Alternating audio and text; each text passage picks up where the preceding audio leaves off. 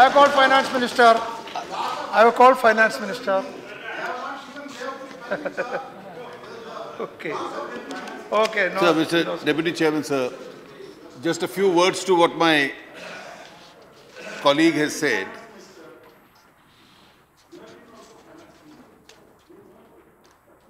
56 speakers, sir, have spoken in the last 2 days on this budget. The discussion was very ably initiated by Shri Anand Sharma, who has an experience of having served as a senior minister in the UPA government, and therefore he knows the difficult challenges which confront the Indian economy. I would most earnestly urge the House that there are issues of national security, there are issues of foreign policy, so too there are issues of management of the economy,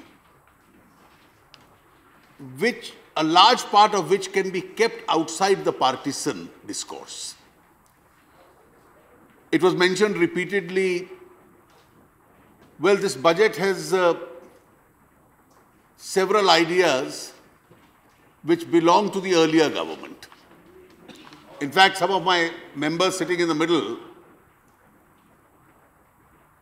commented that some ideas are common between all. When my friends from the Congress party suggested it, I was very happy because then I thought they were going to support the budget because these were their own ideas. But then having claimed these to be their own ideas or having claimed a copyright over these ideas, I think they were grudging something. And the grudging fact is not that somebody from here has said that nothing has been done in the last 10 years. There were difficulties in the last 10 years. The earlier government could have been more decisive. It could have avoided a drift in the policy. It could have taken steps when the environment of the economy got hijacked by certain kind of scandals. Retrospective tax virtually became a defining moment when the investors decided to desert us. The credibility of the Indian economy came into question. And therefore, when a change of government took place, there are several challenges. We can't go back only to the glory of the past and say, this is not a challenging situation. The last 2 financial years have seen a sub 5% growth. Now it is true this was the lowest in the 10 years of the UPA. The earlier 8 years had a much better growth rate. But this is the growth which was left behind. And therefore, when you have a sub 5% growth in an Indian economy,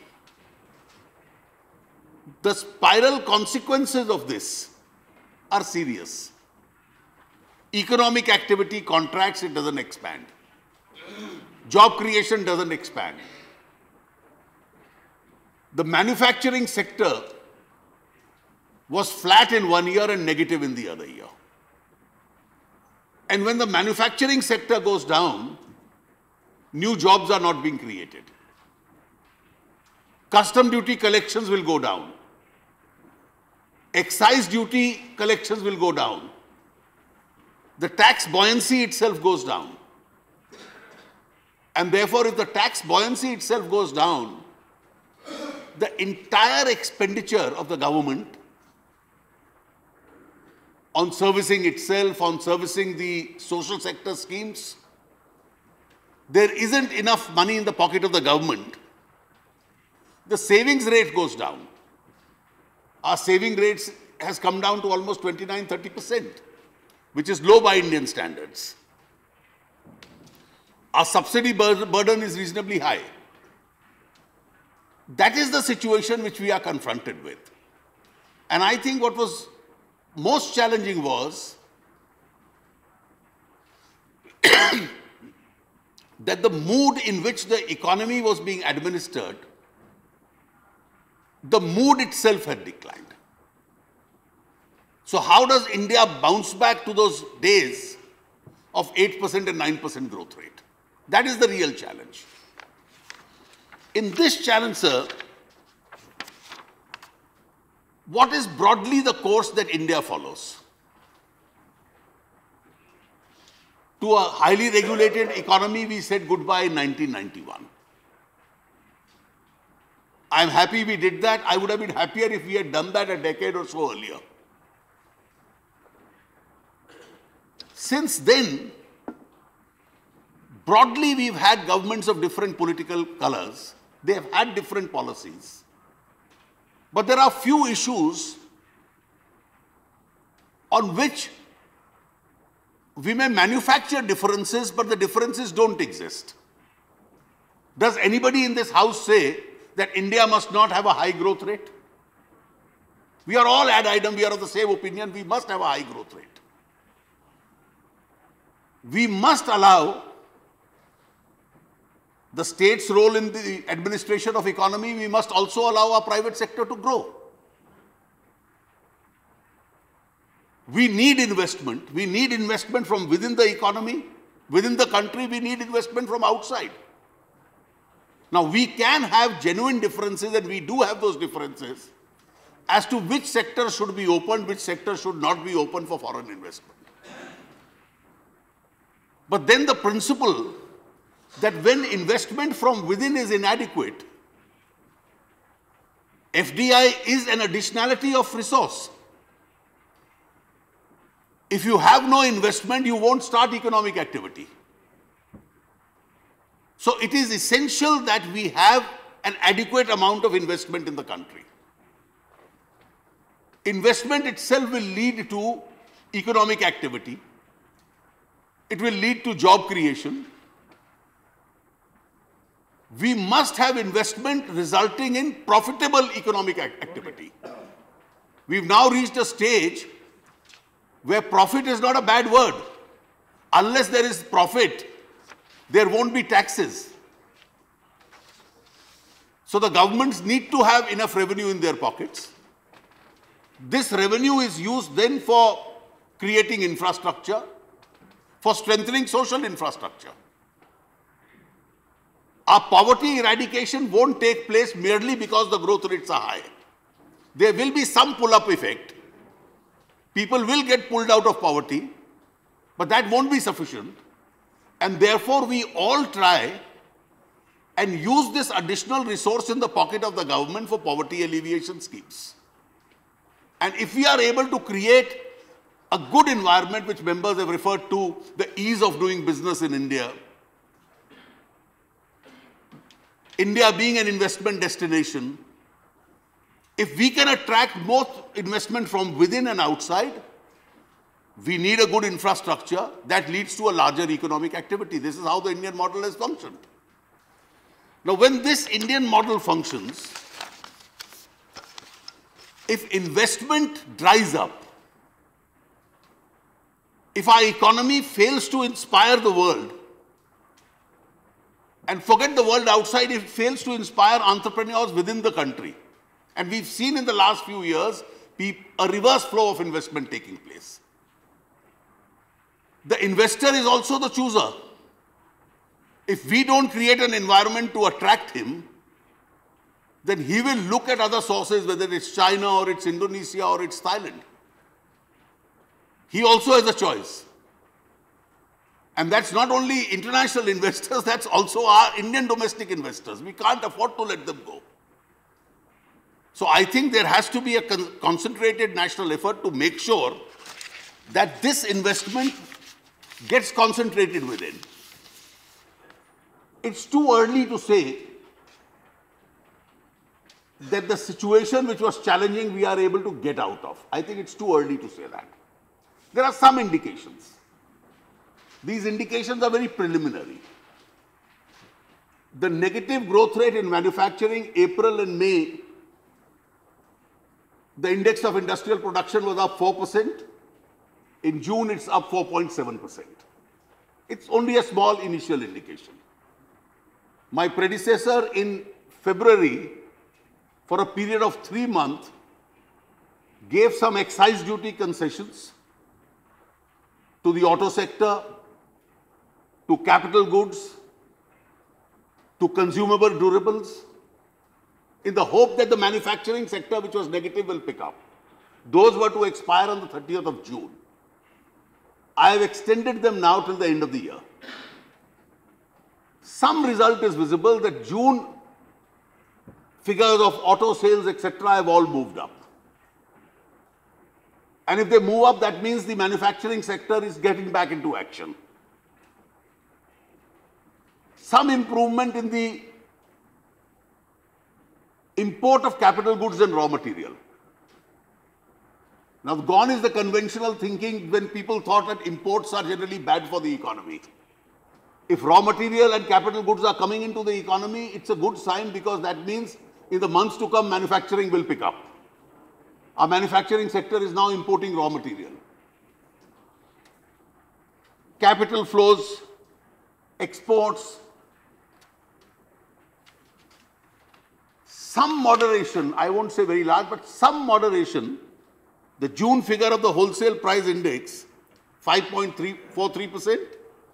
Consumer goods, the consumer price index is 7.31%, the lowest in the last 30 months.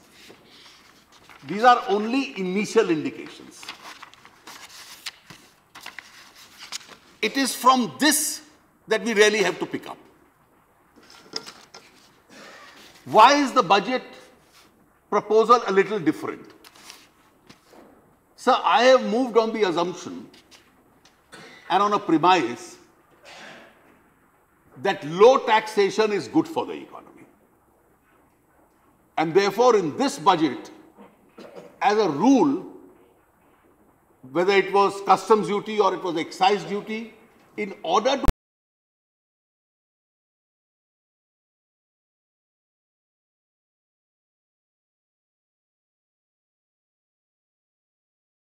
taxes load the cost, they increase the cost. And therefore, if the costs go up because of additional taxes, our products will become non-competitive in the domestic market, they'll become non-competitive in the international market. Therefore, as a rule, I do believe that unless there are some special circumstances, to make the economy more viable, this is not, and it's very easy to go into slogans, as some of our friends have said, you favored the business. Well, let me make a very candid confession. If you say that I have helped the businesses and this budget is pro-business, yet it is. I have no hesitation in saying it is pro-business. Does it help the middle class? Does it help the neo-middle class? It does. Does it help the poor? It does. There is no contradiction.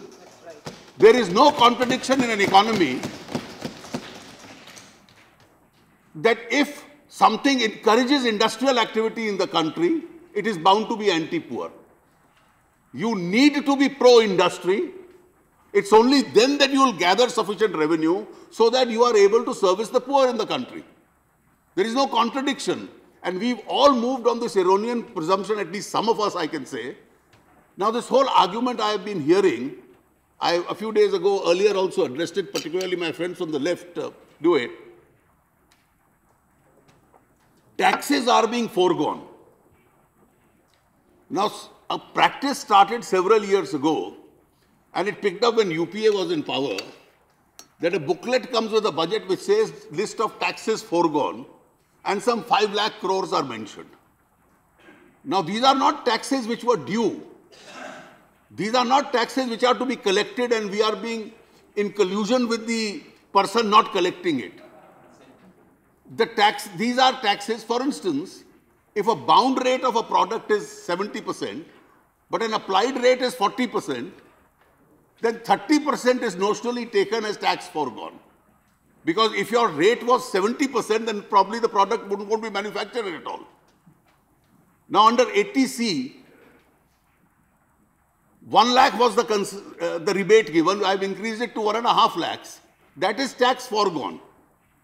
So in giving rebates to the middle class, I have foregone taxes. Now that is tax foregone. So tax foregone actually means in the larger interest of the economy, you are making it more competitive. These are not taxes which are due from people and which we are deliberately not collecting. This was the practice when UPA was in power. This is the practice when the present government is in power. And therefore, I was mentioning that as a rule, we had a moderation in the taxes itself. I have consciously taken a large number of steps, both in terms of the fiscal policy as otherwise, to give an encouragement to the manufacturing sector. The sunset clause for investment in power, if there is no power in this country, if power production doesn't pick up, our industrialization won't take place. So I have extended the sunset clause when power sector rebates in taxation are given. Investment allowance used to be given to whoever invested 100 crores. I have said no, it should be given to whoever invests 25 crores. So even the MSME sector, the middle class, middle level industries, when they invest 25 crores will be entitled to incentives. This is all intended to encourage the manufacturing sector. When you set up textile clusters, and a large number of members have said that please do that in our state, I am going to consider each of those states, depending on the availability of resources. And if you see some of these clusters, in a small way they create jobs. When you said Bareilly, it's the zari industry. Lucknow, it's the chicken cotton. The weavers, the bunkers of Varanasi, the pashmina manufacturers of Srinagar. Now these are all people, whether it's Surat or it's Patan or it's Orissa or it's Tamil Nadu, Kerala, these are all areas where people at the grassroots, if we are able to provide some sum of money by which these products can be advertised and marketed in a larger market, that's the whole idea of a cluster. That people have developed talent in those areas, so the manufacturing itself picks up. The investment allowance encourages manufacture. The startup fund for the MSMEs, 10,000 crores, intended to encourage manufacture. Industrial corridors was an initiative the UPA government started. I have adopted that initiative and I intend to continue it. Electronic goods we give a relief to. So unless you are able to expand on manufacturing, now there was a serious problem, and I am not saying it in an adversarial manner, with regard to the taxation policy which was followed by the UPA government. And I'll tell you what the problems were. I've already mentioned that the retrospective tax was a retrograde idea. It was retrograde because it sent a very negative signal to the world of investors. Investment started drying up after the retrospective. What do we do when we are? In fact, when the UPA government was in its last days, I was hoping against hope that they find a solution to this, solve this problem, and then go away. But you left the knot tied up and left it to us to untie the knot. And it's a very difficult knot to untie. So we announced in the budget that we recognize that Indian Parliament has the sovereign right to legislate retrospectively. As a policy, our government won't use that power. If on account of your 2012 policy bills, new notices are to be issued, the assessing officers will not issue them. We've created a mechanism under CBDT where it will be referred to that mechanism. The idea is not to create fresh controversies on retrospective tax. And the big challenge was, what do we do with regard to the litigations which are already pending as a result of the 2012 retrospective law? There were two views possible. Either by legislation, I decide those litigations against the government, or we allow the litigations to be contested on the forums on which they are being contested. We consulted various people and finally found that the second course was a more prudent course. Legislation is a course methodology of solving disputes. So is a legal methodology a course of solving disputes. We've left it to that. On FDI, my friend Anand Sharma ji was right when he said that we were reluctant when in insurance you brought in 49% proposal. But that's only half the truth. I think I must place the full truth. The idea of 49% was first conceived by the NDA government. When we consulted the then Congress party, we were told the Congress party was only prepared for 26%. So we stepped back on our 49% proposal because we needed your support and you were only agreeable for 26%. Wisdom dawned on you when you came to power and you said, now we are agreeable for 49. By December last year, we had made considerable headway. Mr. Chidambaram was discussing the issue with me and my colleague Sushma ji. But then the elections came and the government changed. We have therefore gone back to the original proposal which you had made, which we had originally made, and which you had also accepted, 49%, subject to Indian majority and Indian control in the management. The insurance sector is investment starved. Our health sector is not picking up because it's not backed by insurance. Let somebody get admitted to a private nursing home for a few days for a surgery or an ICU and we see the cost. How much of a backup insurance do we have in this country? Do we need to expand that insurance or not? That's a decision we have to take. And it's not a question of their proposal and we are now accepting it. That's a hard reality. We need to expand insurances in several areas. In defense, the current position is directly or indirectly. We are today importing 70% of defense requirement from international suppliers. We buy it from companies outside India. Our suppliers are either 100% foreign companies, foreign government-owned companies or foreign private companies. So our defense requirement, 70% comes from foreigners today. When NDA was in power, we said 26% is the defense limit. The UPA amended that policy and said 26%, but on a case-to-case basis, it could be higher. It could be even higher than 49%, subject to FIPB and Indian control and subject to CCS in certain cases. We've examined this policy. A lot of investors who have technology and investment outside are willing to come. Indian capacities have also slightly built up. Some of our major corporates, and I can name some of them from my fingertips, and large reputed groups in India which have now built up defense capacity for manufacture in India. So we have further evolved the policy to say 51% Indian, the foreign investment can go up to 49%, and this will be subjected to the usual terms and conditions which will be finalized by the government when the issue comes up before the cabinet. Now we have to consciously decide which is a better situation. We buy everything from foreigners outside.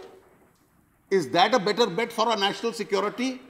Or we set up companies controlled by Indians in India, in addition to the public sectors that we have, the defense PSUs, and start that manufacture in India. Ultimately, India has to have a defense production capacity inside the country itself. And that's extremely important why we need that capacity in India. We'll save foreign exchange. We'll build up a domestic capacity. And I can tell you one of the first decisions we've taken in the defense ministry is that the Air Force has to buy 58 transport aircrafts. We've opened the market to Indian private sectors. So that Indian private sector, large companies, find their partners from abroad. Indian company will be the larger partner And for the first time, those 58 transport aircrafts will be manufactured on Indian soil by companies with an Indian majority. It's much better than buying them just from outside and bringing them into India. That is how Indian capacities will be built up in defense. So the bank capitalization decision. Today, the banks, in terms of financial inclusion, reach only 58% of our population. 42% people have no access to banks. So banks have to expand their branches into many, many more areas. So we've decided we'll maintain the public sector character of our banks. Some of the surplus holding while maintaining the public sector character, which is 51 to 52%, can be offloaded by the banks into the market so that small investors pick them up. And to meet Basel III norms by 2018, we intend to raise 2,80,000 crores, by which financial inclusion, the reach of banks from 58% at present goes up to 60, 70, 80 and 90%. And as much as it can. That's the capacity. Because ultimately then when every farmer, tribals, people in microfinance, people who need microfinance have access to those banking facilities, that's one of the ways of addressing poverty. That's what people will get a source of funding to do some economic activity as far as they are concerned. Now, a small decision we've taken, but a far-reaching one, visas for tourism. Barring certain countries because of security consideration, we've expanded this whole concept of visa on arrival and electronic visas.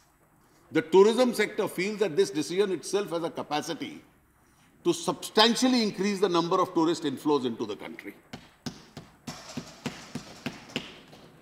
My friend Mr. Sharma took note of the Real Estate Investment Trust. You made a comment, quoting Dr. Manmohan Singh, our former Prime Minister who was sitting next to you, that in real estate we have to be a little cautious. Now, a real estate investment trust is an experiment which has been tried in various countries.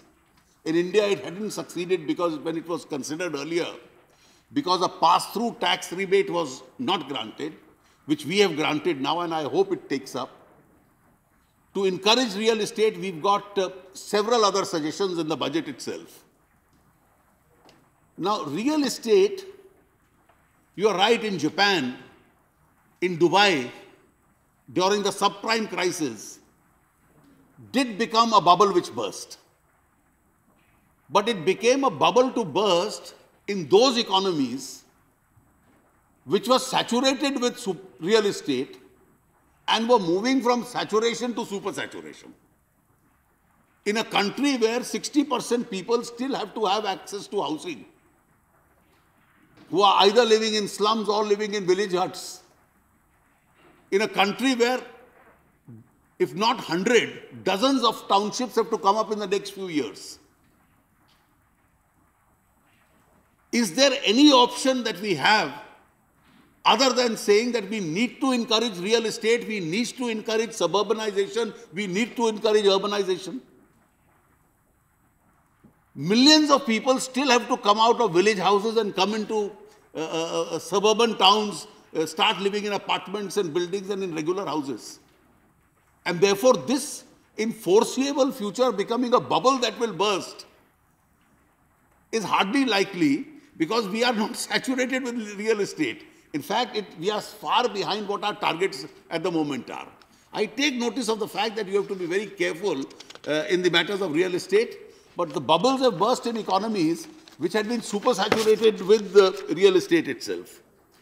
So I'm not counting all the areas, but in agriculture, in the social sector, there is not a single area, whether it's infrastructure, where we have reduced the allocations itself. In each of these areas, we've come out with some innovative ideas, continued some schemes. Now, this whole idea of, I have no special affinity to 100. that people said, why do you allocate 100? I could have even allocated 1 crore. Now, I thought at least my friends in the Congress would be able to appreciate this. They've been in power for a very long time. When a government launches a scheme, you have to make a token grant against the allocation. It's the startup of a scheme.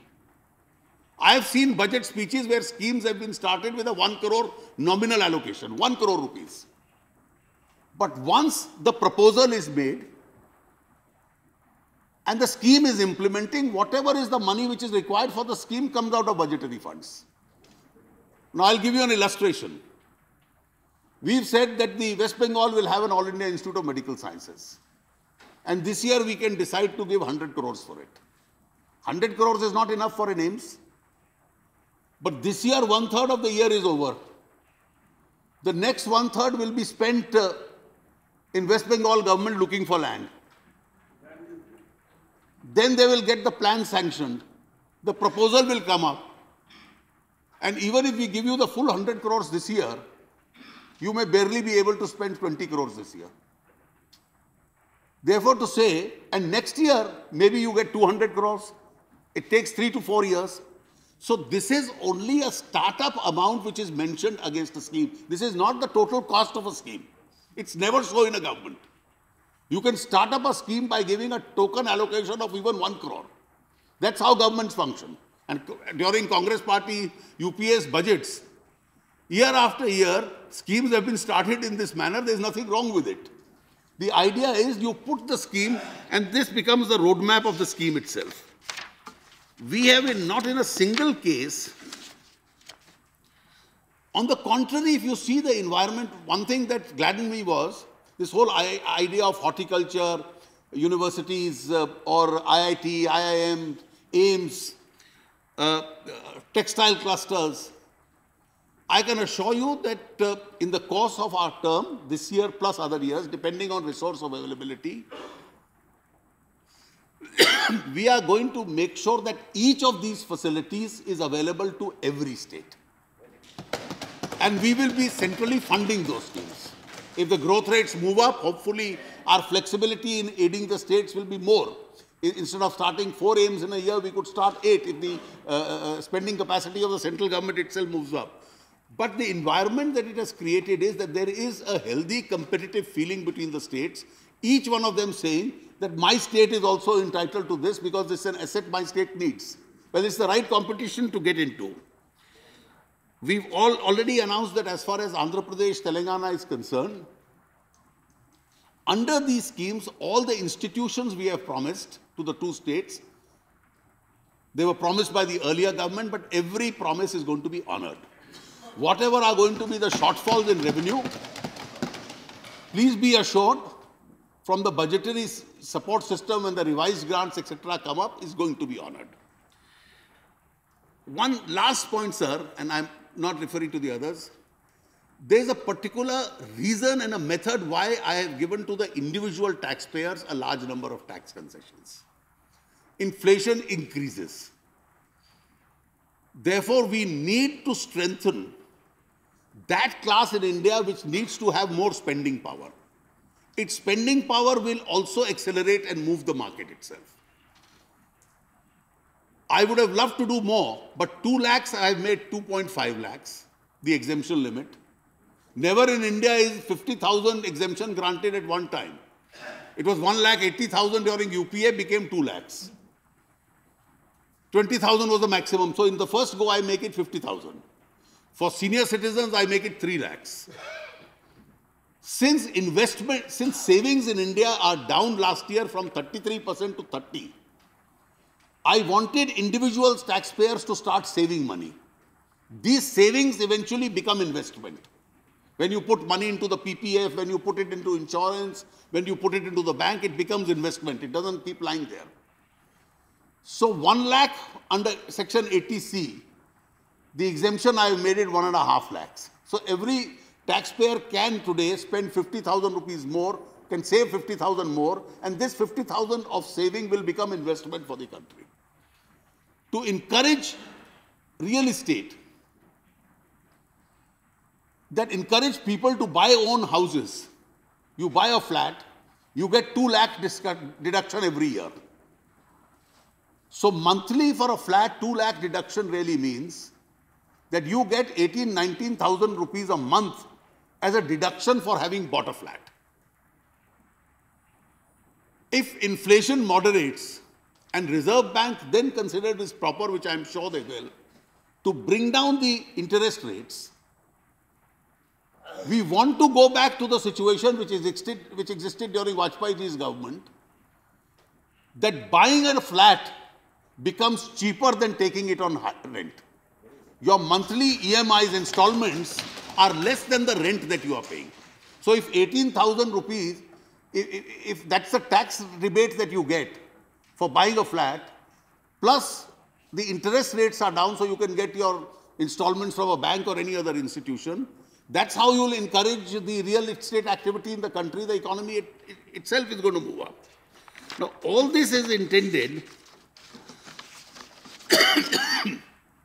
to give further incentives as far as the market is concerned, because this will all add in bringing the economy down. And our hope is that this year, from this sub 5% growth, if we are able to move up, let's say we move up 1% plus or so in the first year, and then we can start our onward journey to the strength to which the Indian economy eventually belonged to. Now, in this particular process, what all these points that I have made, I only urge the honorable members on one fact: how much of it is a partisan issue and how much of it is a part of the national building exercise. We can have difference of policy, we can have difference of approach, we can have difference of ideas itself, but I would urge the honorable members that these are areas on which the government would be very keen to have the suggestions and also the support of each one of you. And I am sure this difficult crisis that the Indian economy is going through in the last 2 years will be able to overcome with the support of each one of us.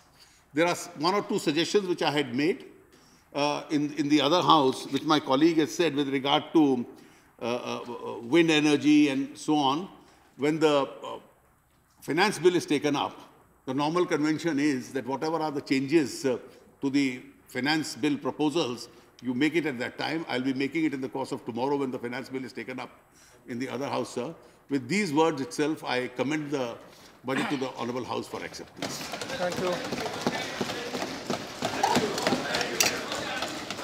No time. Please. No, please. No. Sit down. No, please. No, please. No time for such clarification. No, if all, I think, no. No, please. No. Yes, one clarification. Yes. Hope the Finance Minister, having given a very comprehensive reply to the discussion which I had the privilege to start yesterday. I have just 3 short points to make. The rest we have said, and that's a matter of record. There is no disagreement when it comes to infrastructure building and accelerating the process.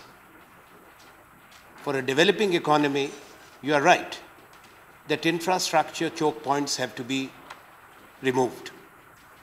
But the fact is that this is an ongoing process and it has its own dynamic. That in the last few years, what should be also acknowledged, and I expected that this country has seen infrastructure expansion, whether you go to your airports, here, Chennai, Bangalore, Hyderabad, anywhere, when you see the metros, when you see the power, it's an issue, power. I agree with you, because a developing economy needs energy.